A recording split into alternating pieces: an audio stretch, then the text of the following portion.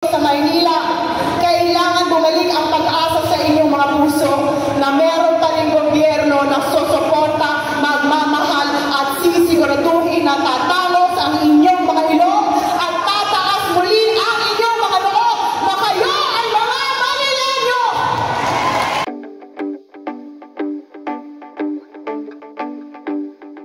Isang broadcast journalist sa PTV, actually na isang government network at lagtigit ay nasa kanyang puso ang pagiging isang misyonaryo. Nagtapos sa kanyang pag-aaral bilang political science major in governance. Dahil sa pagmamahal at support ang ginagawa niya sa MYRC o ang tahanan ng kabataang walang masisilungan ay pinangalan bilang People of the Year. Isang mapag-arugang ina at ang kasalukuyang direktora ng kababaihan ng Maynila. Palakpakan po natin ang ating Your Best Choice, ang liwanag ng Maynila at ang ating magiging Vice Mayor G. Atienza.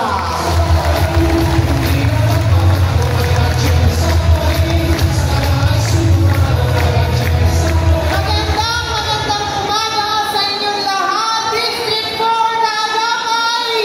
Kamusta po kayo? Ako po si G. Atienza, ang bunsong anak ng dating puting Mayor Lito Atienza.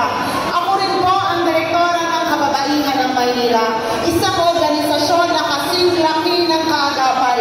Nakakatuwang makita na nandito kayo ngayon, lalong-lalo na alam natin dito sa Maynila, ang kababaihan ng Maynila, kabaka at kaagapay ngayon magkakasama na! Ako rin po ay isang journalist sa television. Ngunit sa totoo lang, ako'y bata pa. Ang pangarap ko sa aking buhay ay maging isang misyonaryo. Ngunit hindi po yun nais sa katuparan. Kaya ay pinangako ko sa Panginoon kung saan man niya akong karerang dadalhin, bibigbitin ko na lang doon ang puso ng isang misyonaryo. Kaya nung ako po ay naging isang broadcast journalist, ginawa ko pong misyon na umikot sa ating bansa para kunin ang kwento ng ating mga kababayan na napag-iwanan sa laylayan ng lipunan. Ngunit sa paglilibot namin ngayon dito sa Maynila, nakita ko marami pa rin palang sektor ang napag-iiwanan. At kahit ano pala ang hinaing natin, kahit umiyak pa tayo sa gobyerno, kung ang gobyerno ay hindi marunong makinig sa tao, ika nga ni Yorme, nga pa rin pala tayong lahat. Kaya ngayon, ako'y narito sa inyong harapan para tayuan ang mga sektor ng lipunan na para sa akin dapat magkaroon ng boses sa gobyerno. Tumatayo po ako dito sa inyong harapan para magkaroon ng boses ang ating mga lolo at lola. Isang realidad hanggang sa ngayon marami sa kanila nakikipagsapalaran pa rin sa mundo. Hinahayaan na ang kanilang mga katawan ay maluto sa ilalim ng init ng araw at ng ulan araw-araw para lang makapagpauwi ng konting salapi na siyang tutulong sa kanyang pamilya at pangtulong sa kanya pagdating sa mga pangangailangan niyang medikal. Mga kaagapay, kung gumagana ang gobyerno, dapat humahaba ang buhay ng mga lolo at lola natin dito sa Maynila. At kasama ni Yorme, sisiguraduhin natin na sila ay maaalagaan muli ng gobyerno. Tumatayo rin ako sa inyong harapan para tayuan ang lahat ng mga magulang na araw-araw ang idinadasal niyo na inyong mga anak ay masuportahan ng gobyerno pagdating sa kanilang mga pangangailangan pang edukasyon. At ayoko na po makakita na mga magulang nakakarag-karag ang kanyang anak para humingi ng konting barya, para makapagpabili ng gamot, para humaba ang buhay ng kanyang mga anak.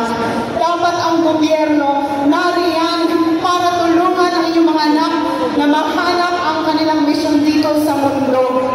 Tumatayo rin ako sa inyong harapan para suportahan ang sektor ng mga may kapansanan. Nakakalungkot dahil mahirap na mabuhay ng may kapansanan. Dapat ang gobyerno nakaalalay sa pangangailangan nila. Tumatayo rin ako sa inyong harapan para tayuan ang sektor ng mga Muslim dito sa ating lungsod. Nasa kanilang dasal na mapakinggan ang kanilang hinaing, maramdaman nila na dito sa Maynila sila ay kasama gobyerno. At tumatayo rin ako sa inyong harapan para maramdaman ng mga LGBTQ+ community na dito sa Maynila may patas at pantay-pantay na oportunidad para sa kanilang lahat. Tinitignan ko kayo ngayon. Nararamdaman ko kung anong nasa puso ninyo. Miss na miss nyo na ang isang gobyerno na mabilis kumilos, isang gobyerno na nakikinig sa inyo, isang gobyerno na may malasakit. Sa paglibot namin ni Yorme sa Anima Distrito, iisa lamang ang isinisigaw ninyong lahat. Ano nga po yan?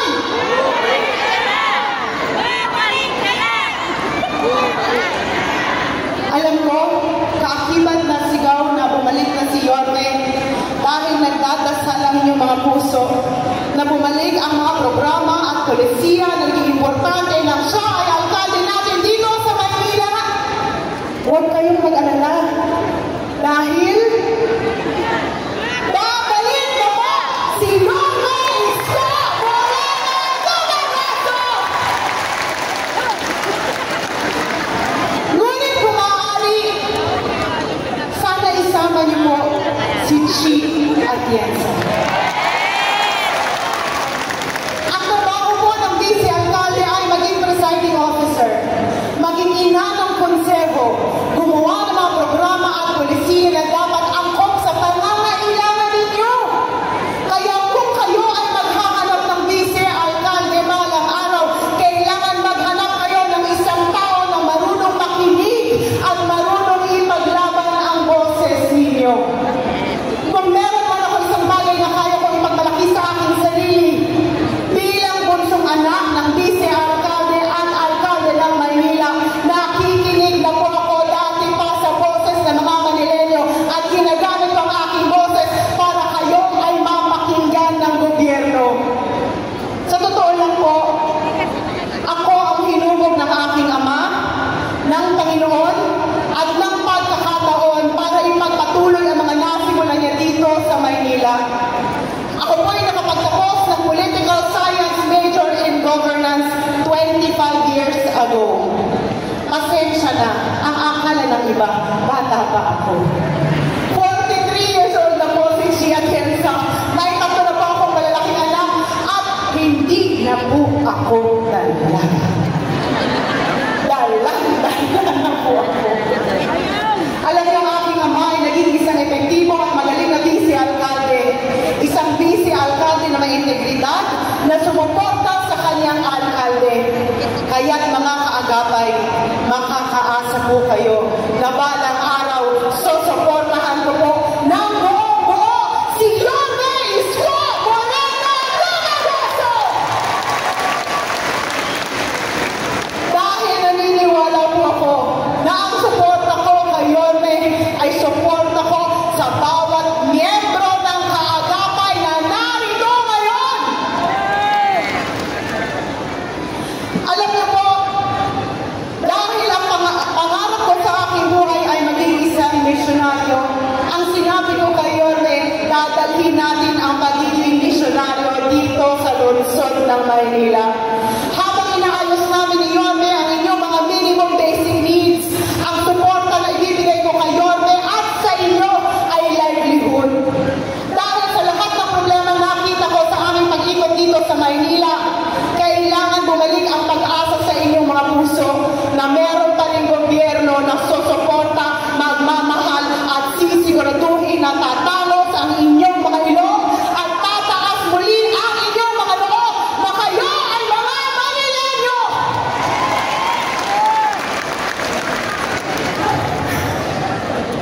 Mga kaagapay, alam ko po na marami na kayong natulungan ng mga kandidato na nanalo.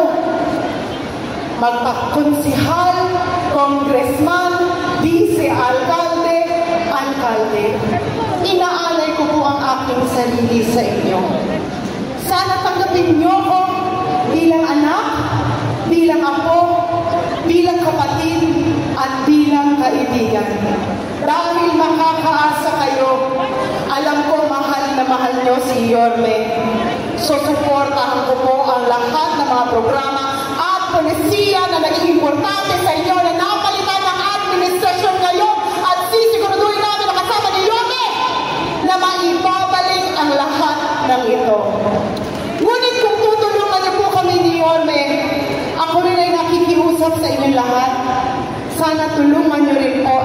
aming congressman, si Congressman J.D. Villanueva!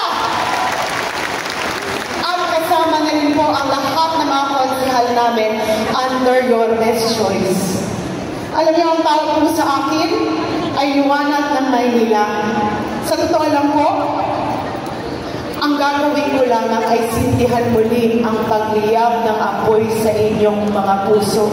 Bumalik ang pag-asa sa inyong mga puso na mabalik na ang isang gobyerno na tutulong sa inyo. Mga kaagapay, pag sumiklab na po ang inyong mga puso na punong-puno ng pag-asa, kayo po ang magpapaliwanag sa Maynila! Mahal na mahal ko po kayo. Kaya, Manila! Maraming salamat po.